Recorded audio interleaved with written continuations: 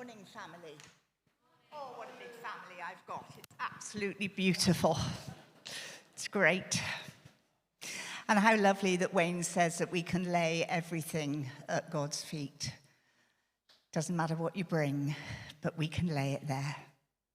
So our reading this morning is Psalm 32, and you can find it in the Pew Bibles on page 560. Blessed is the one whose transgressions are forgiven, whose sins are covered. Blessed is the one whose sin the Lord does not count against them, and in whose spirit is no debt. When I kept silent, my bones wasted away through my groaning all day long. For day and night your hand was heavy on me. My strength was sapped, as in the heat of summer. Then I acknowledged my sin to you and did not cover up my iniquity. I said, I will confess my transgressions to the Lord, and you forgave the guilt in my sin. Therefore, let all the faithful pray to you while you may be found. Surely the rising of the mighty waters will not reach them. You are my hiding place. You will protect me from trouble and surround me with the songs of deliverance. I will instruct you and teach you in the way that you should go. I will counsel you with loving eyes on you. Do not be like the horse or the mule, which have no understanding, but must be controlled by bit and bridle, or they will not come to you. Many are the woes of the wicked, but the Lord's unfailing love surrounds the one who trusts in him. Rejoice in the Lord and be glad, you righteous. Sing, all you who are upright of heart. This is the word of the Lord.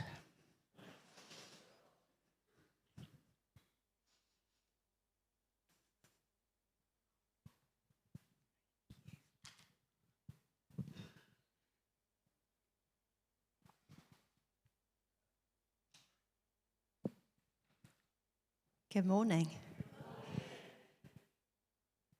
I'm really pleased that Anne used the word family because I'm about to share a secret with you all. I know. I have a very big birthday this year, the big 40. And I've been told and I've heard a lot about things I have to look forward to about this stage in my life. Here are just a few that I found. Life begins at 40. I will be more authentically myself. I will care less what people think. And 40 is the new 30. There's some noises, so some of those may be true, maybe. Anyway, I don't know whether or not all that is true. But what I do know is that as I get older, I realise that as a person, thanks to Jesus, I've grown. But yet still some things in my life cause me to be a bit of a walking contradiction. I can know that I'm forgiven by God through Jesus' sacrifice on the cross, yet still struggle to forgive myself for the sins that I still make as a Christian and for those in my past. I can forgive easily when someone has said sorry, but when they don't, I hold on to resentment and hurt. We can all know we are forgiven, but do we live like we are? 32 shows us the freedom forgiveness brings in 3 areas. Forgiveness from God, forgiving ourselves and forgiving others. A bit of background on Psalm 2. It was written by David after his sin with Bathsheba. That's when he forced himself on the wife of his most loyal soldier and then had the soldier killed to cover up her pregnancy. This brought great disgrace to David, yet he finds complete forgiveness in God's mercy. You see, Psalm 32 isn't just a testimonial psalm from David, it's one of lament and praise to God for who he is and what he's done. David isn't only talking to God, he's talking to us. David writes after forgiveness, not during guilt. This psalm is wisdom learned the hard way. And it's meant to stop us repeating his mistakes, whilst also showing us the best way to act if we do. Now, the first area, forgiveness from God. Psalm 32 begins by declaring the blessing that it is to know God's grace and forgiveness. The word blessed is not to be confused with easy or comfortable, but it does mean deep joy and relief. God does not require perfection from us. That is unattainable. But when we choose to live for him, we are invited to come before him freely and, dare I say, frequently in honest confession. David reflects on a time when he lived in sin apart from God. And we learn in verses 3-4 that when sin is hidden and covered up, we feel the absence of God's presence. We lose intimacy and closeness with him. The weight of his absence can be felt in our spirits. As we walk away from God's best, we begin to fasten our own shackles again, enslaved to the very sin he has freed us from. And this reminds me of a story in my life as a child. And as a family, we went to the beach for the day. And it was a seaside where the sea went out really, really far.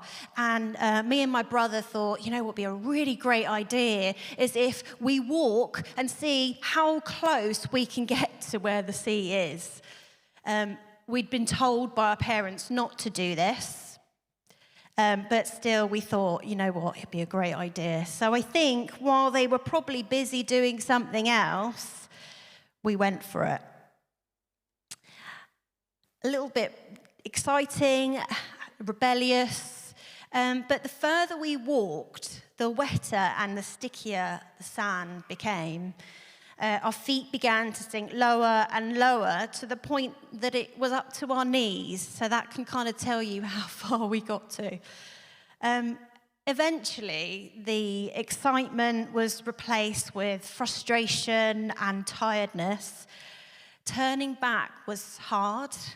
The sand clung to our legs, and we couldn't hide the very visible evidence of what we'd done.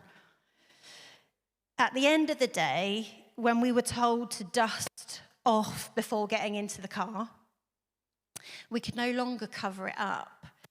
Moving the sand was painful and difficult to do by ourselves.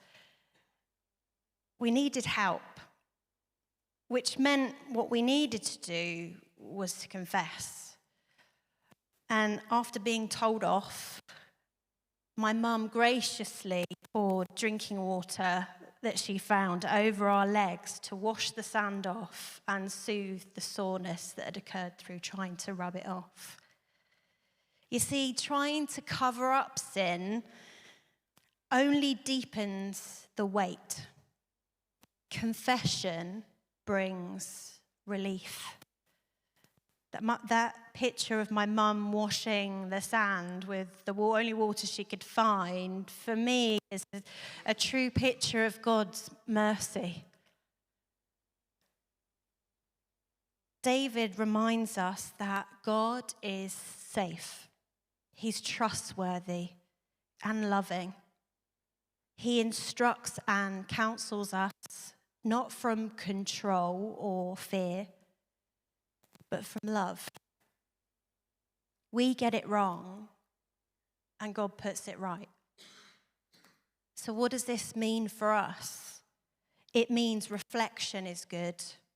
We are human, and we will fail again and again. But the focus is not our failures. It's God's goodness and faithfulness. God's forgiveness is not condemnation, it's restoration. I want to say that again. God's forgiveness is not condemnation, it's restoration. And that leads us into our second area, which is forgiving ourselves. You see, because even we can know God has forgiven us, but the journey doesn't always stop there. For many of us, the hardest person to forgive is ourselves. Forgiving ourselves is something God wants us to do. To fully accept God's forgiveness, it is crucial that we forgive ourselves. Otherwise, we withhold from ourselves the freedom that Jesus purchased for us on the cross. One writer says this: God carries our sin and wrongdoing, taking responsibility for preventing it coming between him and us. He places his hand over it so it's covered. God refuses to keep a record of it. C.S. Lewis puts it like this: if God forgives us, we must forgive ourselves. Otherwise, it's almost like setting ourselves up as a higher tribunal than him. During the early years of my walk with God, I really struggled with forgiving myself, especially in one particular area. You see, when I came back to church, as I've mentioned before, I was given 3 prophetic words that summed me up at that time in a nutshell. I had this amazing encounter with God, was filled with his Holy Spirit, began coming to church and made some really good Christian friends. But it wasn't long before my past came knocking at my door. I was due to get baptized and my life seemed to be on track, but then I received communication from a past relationship. I wrestled with what I thought was the right thing to do and even went for advice from my older brother, who is a Christian and is extremely wise. Instead of heeding his warning and his God-given counsel, I chose to ignore and do as I wanted. Long story short, it did not play out well. And ended up again, I'm just going to swap my mic.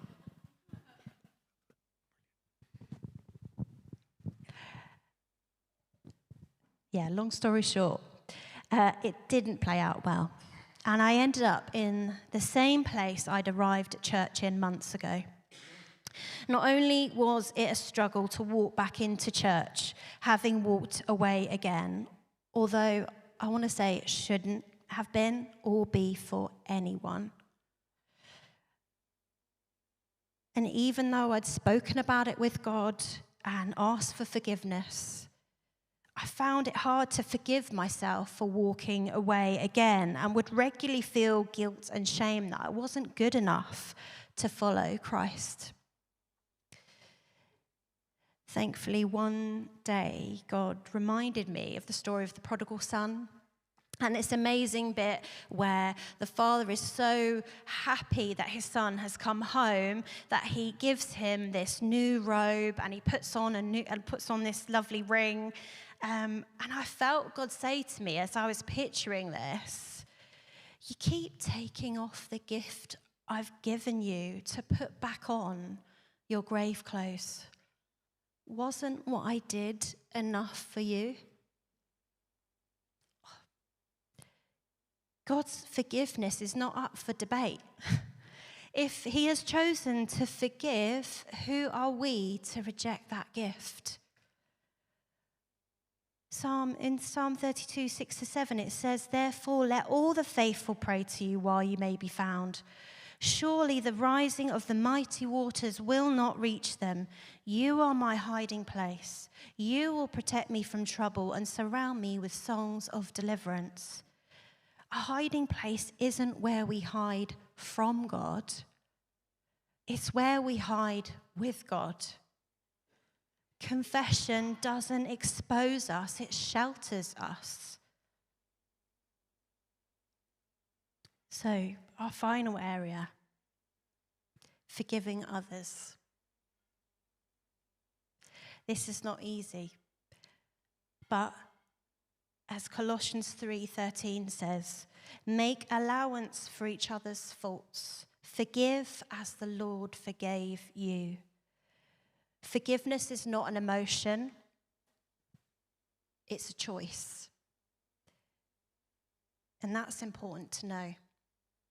A choice to be obedient to Jesus.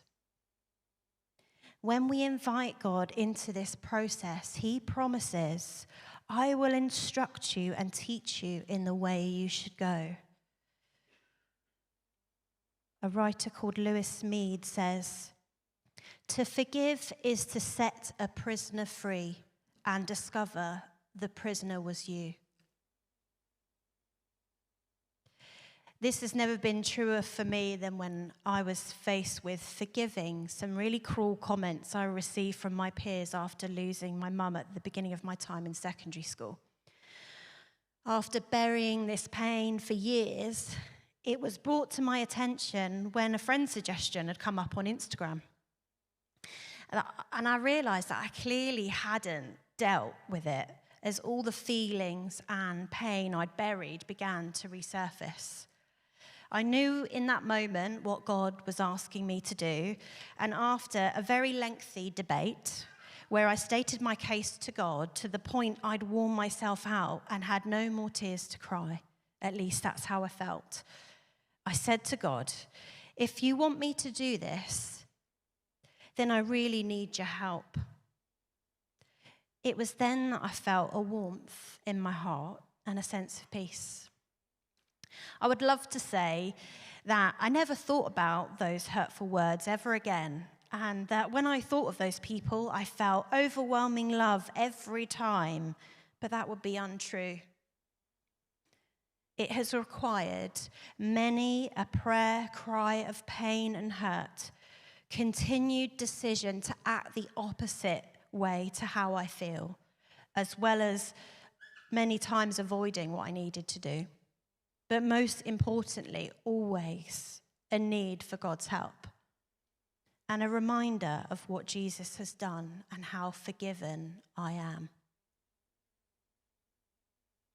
I learned many things whilst training to be a counsellor recently, but one thing that stands out that I'll never forget was a very wise lecturer said, our strength is not found in our strength, but in our dependency. Our strength is not found in our strength, but in our dependency. You are not called to be perfect. You are called to be forgiven people walking in freedom because of Jesus. God calls us to live forgiven with him through confession, within ourselves, through accepting who we are in Jesus and the price that he paid. With others through repeated forgiveness, choosing to forgive. This is showing that real forgiveness, both receiving it and giving it, only truly comes through Jesus. David talks about forgiveness he's experienced, but he doesn't yet know how it's possible. But we do. The answer is Jesus. Jesus takes our place in judgment, carrying our sin at the cross, even though he was completely innocent and without fault, without deceit. He becomes our hiding place, so that in him we find both forgiveness for ourselves and the power to forgive others. Without Jesus, we can't know true forgiveness, and we can't truly live it out or offer it to others. The cross is key because it means sin is fully dealt with. Jesus takes my sin and yours and its punishment, so God's judgment falls on him instead of us. That's why we can be truly sure that we're forgiven, and why forgiving others isn't something we work up, but something we do in his strength. When we struggle to forgive or believe we're forgiven, it's often because we've forgotten the cross and slipped back into thinking it's about us and trying to make things right. God deals with the sin, but in a way we could never imagine. He takes it upon himself. Because Jesus has carried our sin, our shame at the cross, we don't need to hide or pretend. We can come to him honestly, receive real forgiveness, and by the Spirit's power, help us to forgive others too.